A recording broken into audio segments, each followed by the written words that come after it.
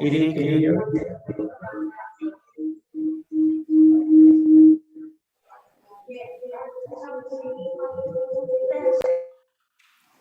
Can you hear me now?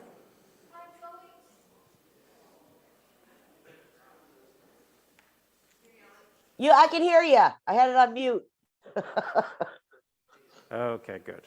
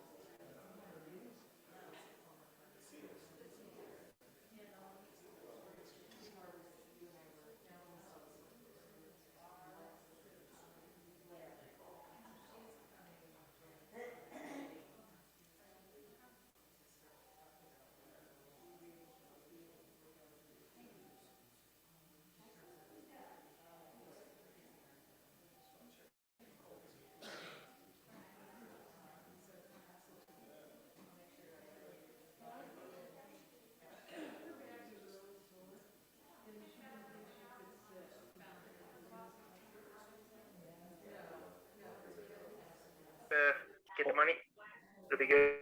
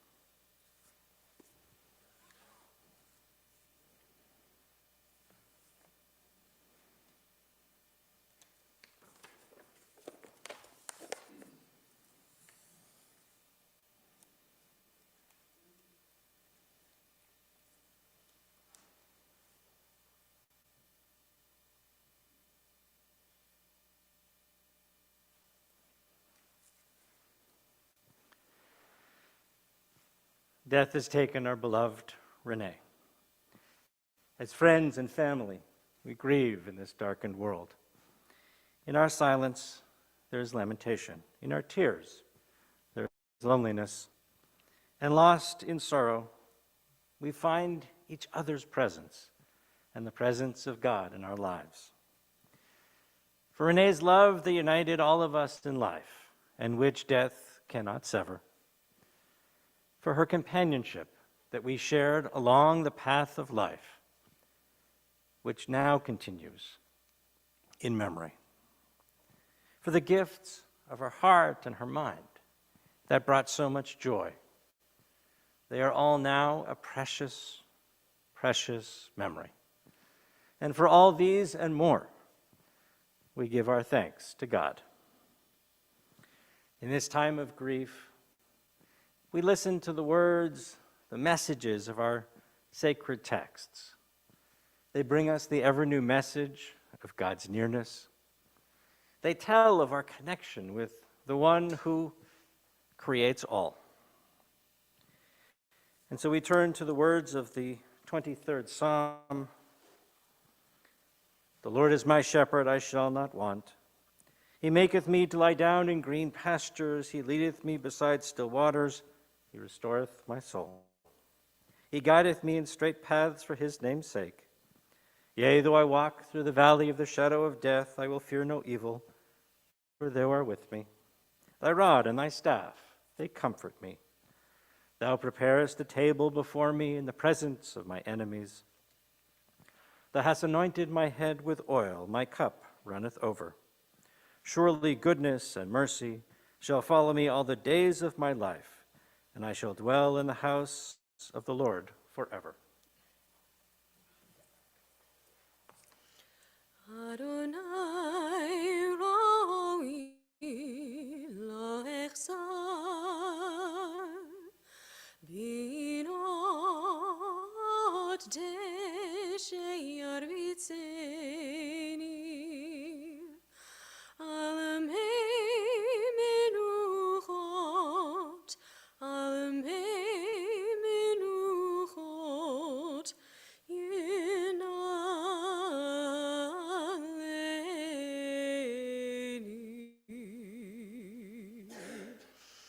Nafshi yeshovev yancheni b'maglei tzedek yancheni b'maglei tzedek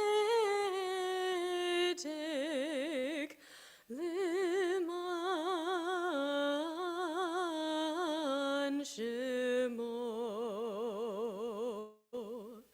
Gam Kelech Bigit Al Mavet Lo Hirara Ki Ata Imadi Shiftecha umishantecha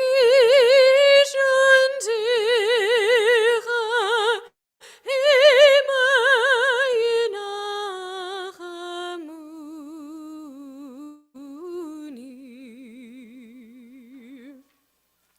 Taroch lefanai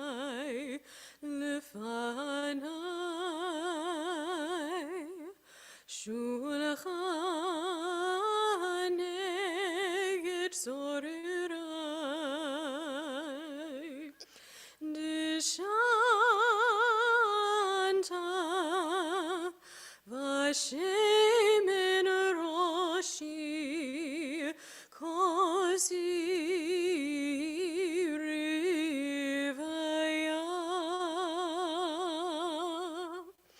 Ach Tom Chesed Yirdefuni Kol Yemei Chayai Kol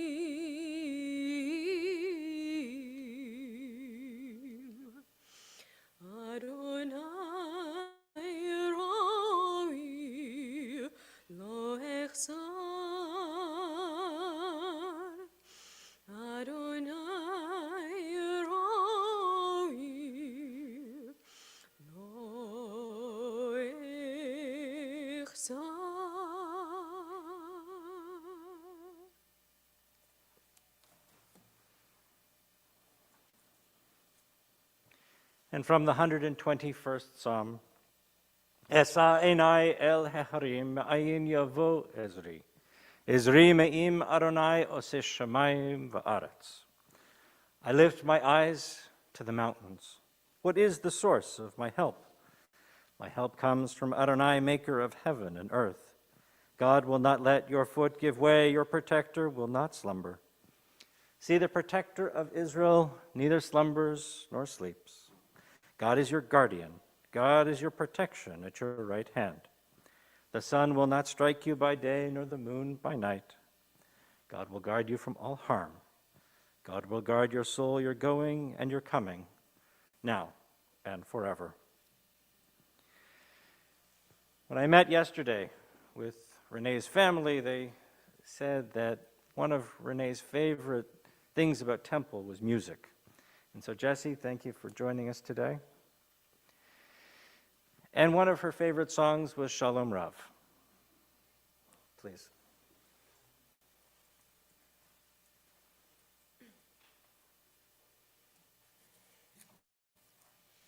Shalom Rav Yisrael Amcha Tasim Leolam.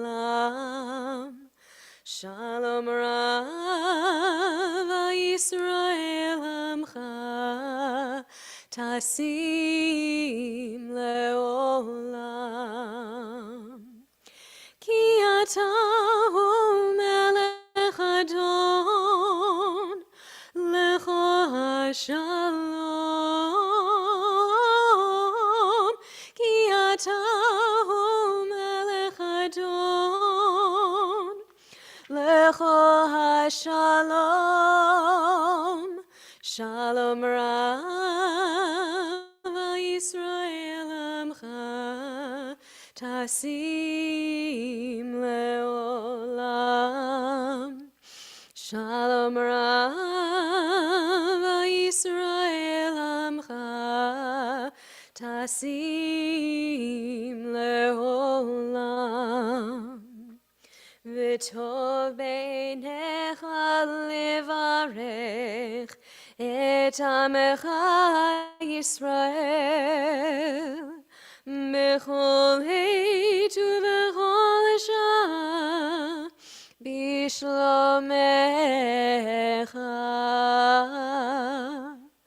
Shalom Rav Yisrael Amcha Tasim Leolam. Shalom Rav Yisrael Amcha Tasim Leolam.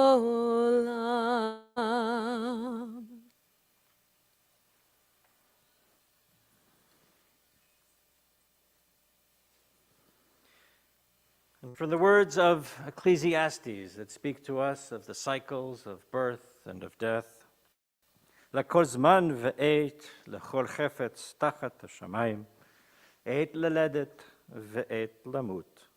For everything there is a season, a time for every experience under heaven, a time to be born and a time to die, a time to plant and a time to uproot what is planted, a time to tear down and a time to build up, a time to weep and a time to laugh, a time to grieve and a time to dance, a time to throw stones and a time to gather stones, a time to embrace and a time to refrain from embracing, a time to seek and a time to lose, a time to keep and a time to discard, a time to tear and a time to sow, a time to keep silence and a time to speak.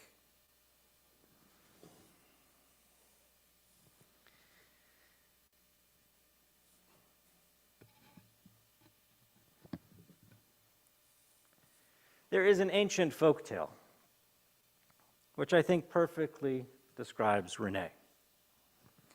One day God sent an angel to the earth to bring back three things that were the most precious, most beautiful, wonderful, almost divine objects on earth. and bring them to heaven.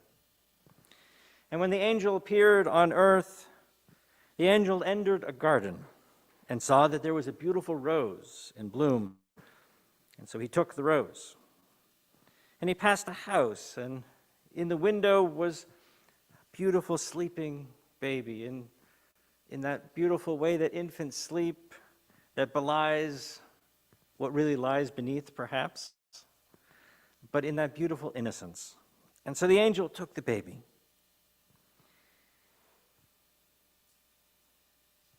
He then went back and forth, this angel figuring out, or trying to find the third thing. And suddenly, he saw a mother caring for her family, loving them. And so he took that mother's love with him back to heaven. The legend describes that shortly afterwards, the rose withered and lost its beauty. The child woke up, and we know what happens when babies wake up. And the only thing that remained in heaven, that as if it was on earth, was the mother's love. It is said that the most divine gift we are privileged to enjoy is that of the love of our mothers and fathers and our family. And when I met with Renee's family, it became very clear that she loved her family with a fierce, fierce love. A love that continues now after she has left this world, but continues with all of us in memory.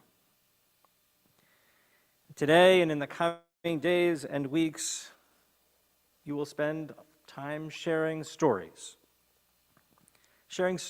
of that incredible love with each other. Renee was born in Breslau in 1933, the same year Hitler rose to power. Her early childhood must have been a time filled with restrictions and persecution and hardships. In May of 1939, Renee, her brother Peter, and their parents left Germany for what they thought was going to be a new life in distant and unknown Cuba. They boarded the St. Louis, but when they arrived, they were refused entry.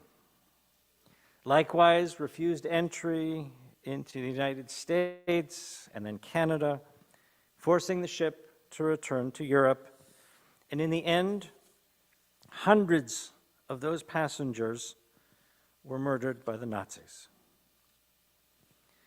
Renee and her family were fortunate, and they lived out the war in England. Eventually, they secured immigration visas here to the United States, and they moved to Rochester, New York. Shortly after, they adopted or fostered a young man who had survived the horrors of the camps, and Gunther became part of the family. I think those early experiences gave Renee a perspective, a strength, and determination of will. She grew up and went to the University of Buffalo and graduated as a pharmacist. Not something many women did in those days. She met her beloved husband, Herb, there at the university, and the day after her birthday in 1959, they married. Renee and Herb settled here in Erie, and she worked as a pharmacist in hospitals and drugstores, always caring and helping her patients, and always caring for her family. Because nothing was more important. She was so close with her brother Peter and his wife Freda. And because the Jewish world is what it is, and it is small, but wonderful, I had the opportunity to get to know Peter and Freda during my time in Rochester and their families. And I'm sure their deaths, Peter in 2019 and Freda just over a week ago, were hard for her. And I hope that in the mystical ways that we don't even begin to understand, they are, wherever is next, sitting and talking and telling stories and smiling on all of us.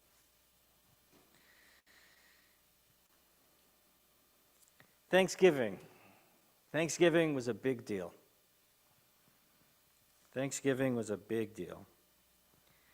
Renee's quest to find the largest turkey humanly possible. Sometimes it even fit in the oven.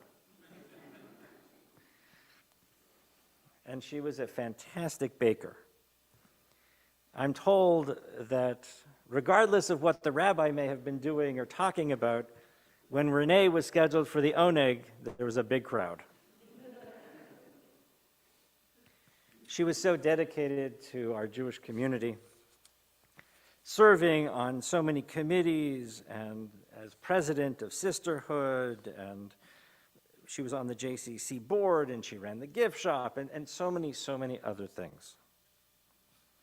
And as part of being that Holocaust survivor generation, she embraced that and took the opportunity to tell her story to schools and people who would listen. Now, Renee loved to shop. She would seek out clothes with textures and bright colors, and she felt it was always better to buy quality, things that would last. Jackie and Renee have great memories of shopping trips and trips to New York and other places. Dogs. Dogs, dogs, dogs. Renee had so much joy in dogs. She had grand dogs. She had great grand dogs. In fact, this past Thanksgiving, how many dogs were there? 5 dogs at the house. She was thrilled. Her role as a grandmother was the best. She always tried to find fun activities to do with her grandchildren. She taught them how to swim, horseback riding, of course, the mandatory trips for ice cream.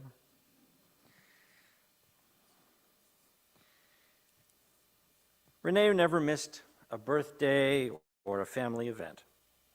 She insisted on being kept up to date on what everybody in the family was doing, making sure that she was keeping tabs on all of you. Education was so important to her. She did everything she could to help her children and grandchildren be successful and receive their educations. She and Herb had a beautiful relationship, but she had a few roles that she had to fulfill. She had to make sure that his clothes matched. If left on his own, apparently he would appear in 3 shades of plaid. She supervised his wardrobe, I'm sure, with that amazing, amazing smile. Because she truly just cared about people. She could carry on a conversation with just about anybody. She wasn't shy about expressing what she thought, talking about issues. When Herb passed away, Renee felt she needed a new start, something different, so she moved to Maryland to be with Robin and family. She spent many happy years there, and a few years ago, returned back here to Erie. You know, I was told that it would be impossible to forget to mention the Anshe Chesed lunch bunch. The group of women and Herbie who met every Wednesday for lunch. Of course, it was important to Renee that she go and get her hair done before lunch because you have to look your best. Many years ago, Renee had the opportunity to travel with the Jewish community here to Israel. And as a survivor, that trip was so important and emotional for her. As she looked out over the growing city of Jerusalem, I can imagine the sense of pride that she felt. Friends, it is all but impossible to encapsulate her whole life in a few pages, in a few stories. But we want to give some opportunity to share some stories. So first, we'll invite Jackie and Robin to share some of their thoughts.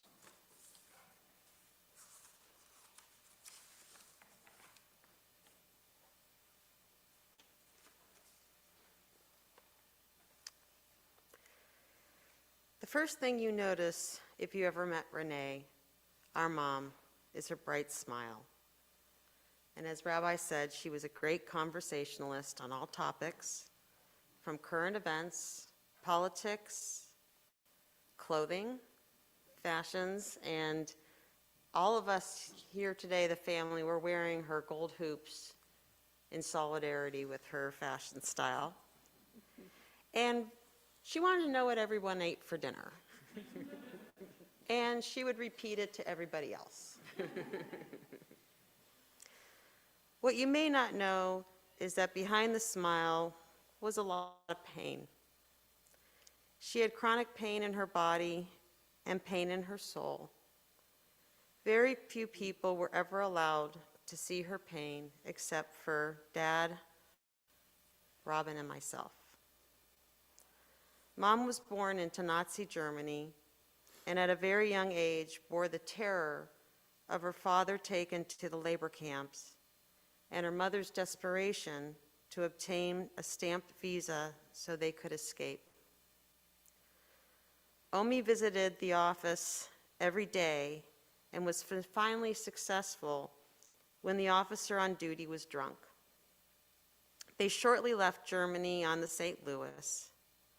Ideally, they would have endured the war in the Bahamas, but as history retells, St. Louis was stopped by German U-boats. The ship went then to the United States off the coast of Florida, where again they were not permitted admittance. The captain of the ship knew that if they returned to Germany, his passengers would never be allowed to leave again. Omi, Opie, Uncle Peter, and Mom were allowed to go to England as a quote-unquote friendly enemy, where they endured the rest of the war. They lived through frequent bombings, which to the very end caused Mom to be terrified of thunderstorms. She was also separated from her parents at a very young age when it was decided that it was safer for children to go to boarding school in the country. Mom recalls this as a very bewildering and terrible time. At the age of 14, the family emigrated to the United States and settled in Rochester. Mom was industrious and put herself through college at the University of Buffalo and received her bachelor's degree in pharmacy. This is where she met our dad, Herbie. Mom was 100% devoted to her daughters, Robin and I. I know that she was determined to give us a better life than she had experienced. She did this despite the demons that she carried with her from her early childhood years. Mom taught us by example to love our family fiercely. Mom, Dad, Aunt Freda, and Uncle Peter made it a priority that we have a close, loving relationship with our cousins Susan and Michael. What fun we had in the summers camping and huge, lively Thanksgiving dinners. These are memories that Robin and I will cherish. Mom embraced our husbands, Bob and David. There was never an introduction of, "This is my son-in-law." It was always, "This is my son." These last 29 years were her happiest. She was given the gift of 5 grandchildren, and how she adored each one. In her last days of life, she would smile and kiss them when they came into the bedroom to spend time holding her hand and to talk about what was going on in their lives. Her examples carry on because Robin, David, Bob, and I have made it our priority that our children have close relationships with each other. We have the biggest smiles on our faces when we see them together, having fun, laughing, and planning future times together. Mom, you have done your job well, and thank you.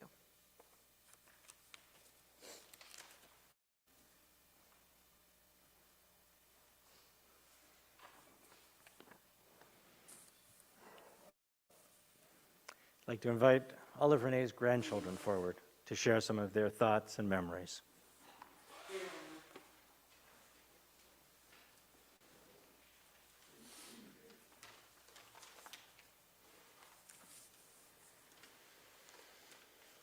Oh, man. All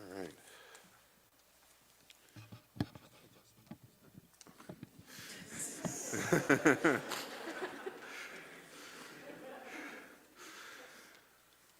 On behalf of all the grandchildren, we would like to say a few words about our beloved grandmother. First and foremost, we want to say thank you. We are here today, we're here together because of your journey, your strength, and your commitment to family.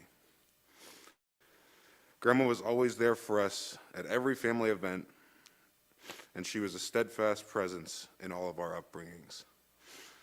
She shared her love of dogs, desserts, and above all else, family with all of us.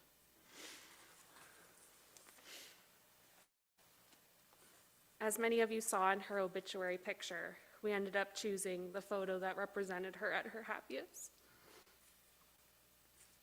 Surrounded by... It was inevitable.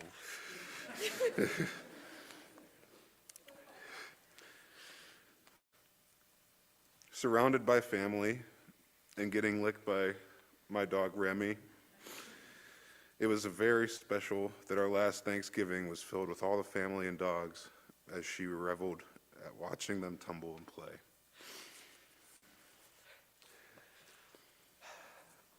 This was a product of who Grandma was at her core and all the values that she imparted upon us. Every year, our Thanksgiving dessert table is multiplied, and our parents make the same family recipes year after year, just as she did and her mother before her. This made Thanksgiving as special a holiday for us as it was for her, and making it for Jackie, my mom, growing up. We really look forward to continuing our family traditions and passing down Grandma's recipes with all the love and care that she put into them.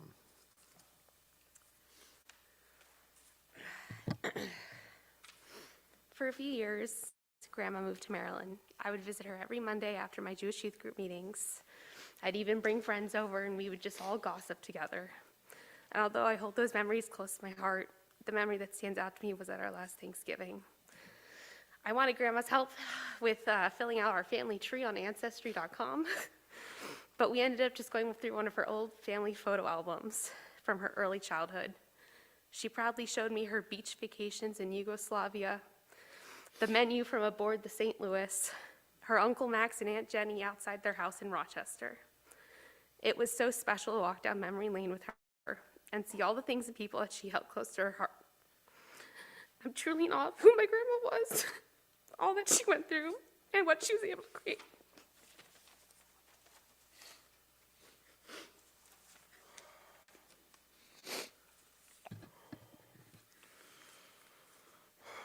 In her final days, we all got to give her so many hugs and kisses. Her eyes would light up every time one of us walked in and said hello. We love spending time with our grandma, and we are so grateful that you were there for all of our events, from births to bar mitzvahs and everything since. We love the family that you created, and we'll miss you dearly. We hope to continue to make you proud by passing on all that you taught us. We are happy that you're finally at peace and reunited with Grandpa, Uncle Peter, and Aunt Freda.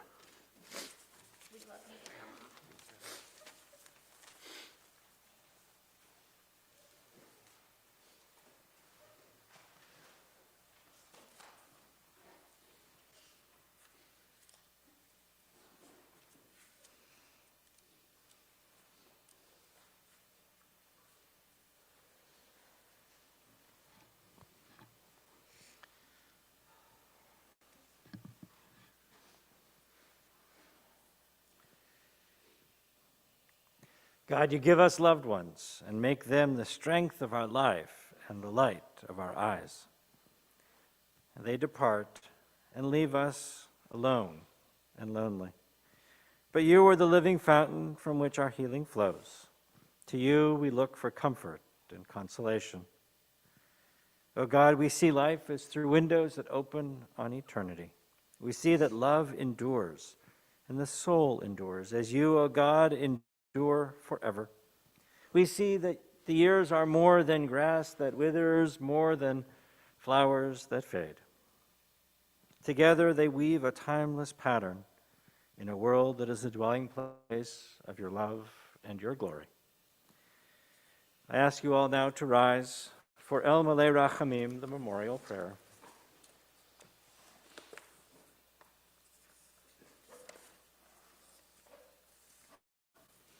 Compassionate God, eternal Spirit of the universe, grant perfect rest in your sheltering presence to Renee Goldberg, Rivka Bat Yaakov Dvorah, who has entered eternity.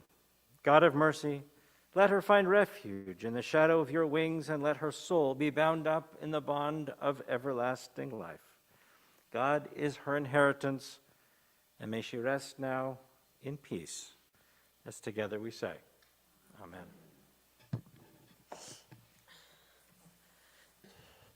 El Malei Rachamim, Shochen Bamramim, Hamzeh Menucha Nechona, Tachat Kanfeh,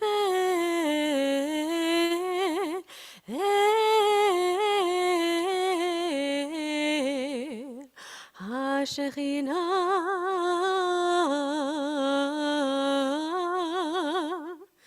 Im Kedoshim u'Tehorim, Kizor harakia, Mazirim,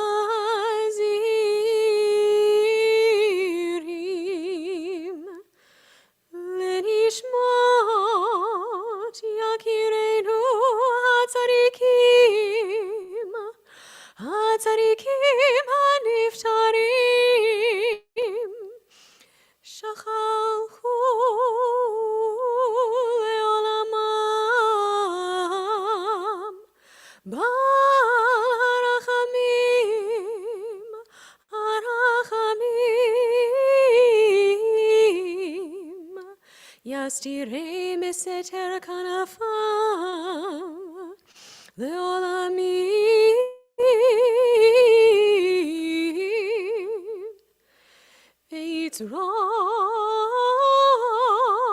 Bitzror HaChaim et nishmatam, Adonai hu nachlatam, v'yanuchu b'shalom al mishkavam, v'nomar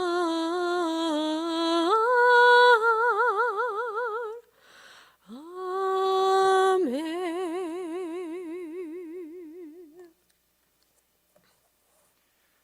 Please be seated.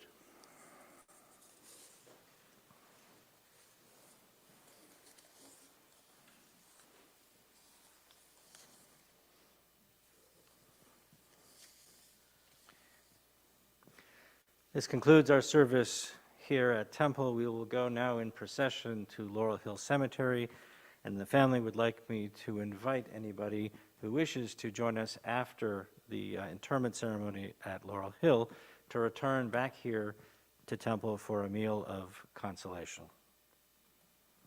Following this evening, we will join together for a Shiva gathering from 6 to 9 p.m. here at Temple with services, memorial prayers at 6:30.